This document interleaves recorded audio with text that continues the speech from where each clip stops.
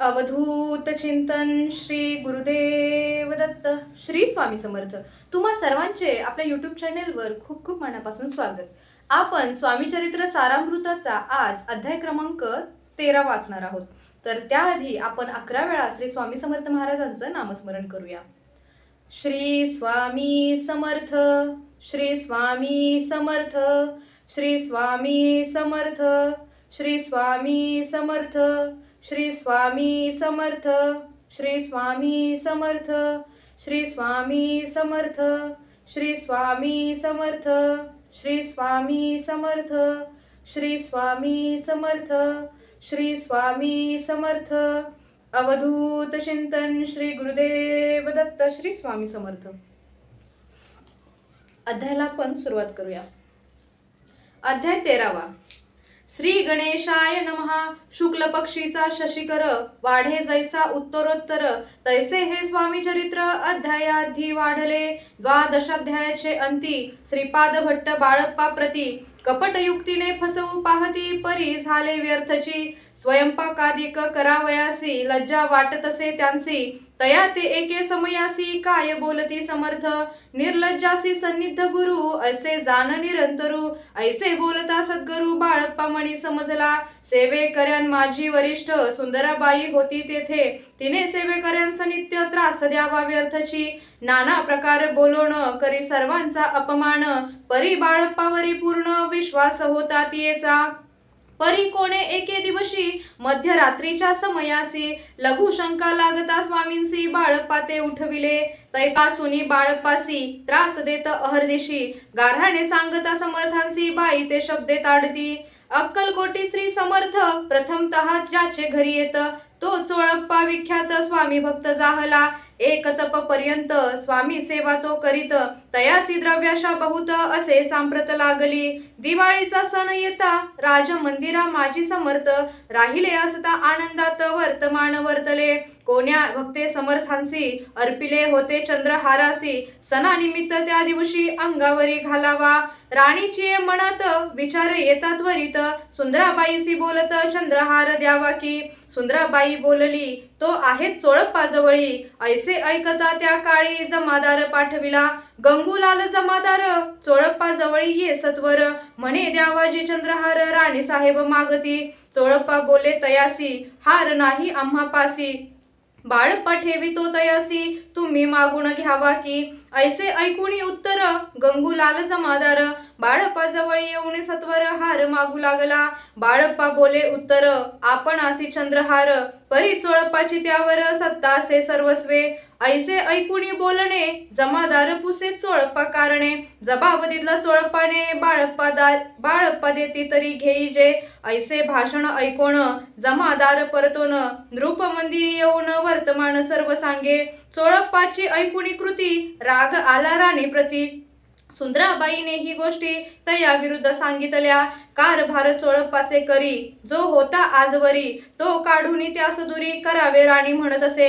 असो एके अवसरी काय झाली नवलपरी बैसली समर्थांची स्वारी भक्त मंडळी वेष्टीत. एक वस्त्र तयावेळी पडले होते श्रींजवळी तयाची करून या झोळी समर्थे करी घेतली. अल्लख शब्द उच्चारिला म्हणती भिक्षा द्या आम्हाला. तयावेळी सर्वत्राला आश्चर्य वाटले. झोळी घेतली समर्थे काय असे उणे तेथे. जे जे दर्शना आले होते त्यांनी भिक्षा घातली. कोणी एक कोणी 2 रुपये टाकती आणून न लागता एक क्षण 100वर गणती झाली. झोळी चोळप्पा ते देवण समर्थ बोलले काय वचन. चोळप्पा तुझे फिटले ऋण स्वस्त आता असावे. पाहोन या द्रव्यासी आनंद झाला तयासी परी न आले मानसी श्रीचरण अंतरले. चोळप्पासी दूर केले बाईसी बरे वाटले. ऐसे काही दिवस गेले बाळप्पा सेवा करीता ती. कोणे एके अवसरी सुंदराबाई बाळप्पावरी रागवून दुष्टोत्तरी ताडण करी बहुसाळ. ते ऐकोनी बाळप्पासी दुःख झाले मानसी सोडून स्वामी चरणांसी म्हणती जावे येथोनी. आज्ञा समर्थांची घेऊनी म्हणती जावे येथोनी. या करिता दुसरे दिनी समर्थांजवळी पातले. तेव्हा एका सेवेकऱ्यास बोलले काय समर्थ बाळप्पा दर्शनास येत त्यासी आसन दाखवावे. बाळप्पा येता त्या स्थानी आसन दाविले सेवेकऱ्यांनी. तेव्हा समजले निजमणी आज्ञा आपणा मिळेना. कोठे मांडावे आसन, विचार पडला त्या लागून, तो त्याच रात्री स्वप्न बाळप्पाने देखिले. श्री मारुतीचे मंदिर स्वप्नी आले सुंदर, तेथे जाऊन सत्वर आसन त्यांनी मांडिले. श्री स्वामी समर्थ या मंत्राचा जप करीत, एक वेळ दर्शना येत हिशोब ठेवत जपाचा. काढून दिले बाळपासी, आनंद झाला बाईसी, गर्व भरे ती कोणासी, मानिनाशी जाहली.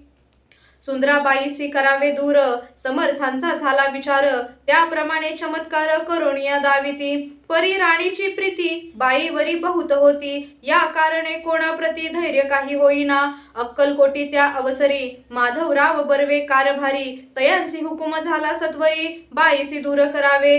परी राणीस भिवोनी तैसे न केले तयांनी, समर्थ दर्शनासी एकेदिनी कारभारी पातले. तयांसी बोलती समर्थ कैसा करिता कारभार, ऐसे ऐकून या उत्तर बर्वी म्हणे समजले. मग त्यांनी त्याच दिवशी पाठविले फौजदारासी, कैद करून या बाईसी आणावे म्हणती सत्वर. फौजदारासी समर्थ काही एक न बोलत, कारकिर्दीचा अंत ऐसा झाला बाईच्या.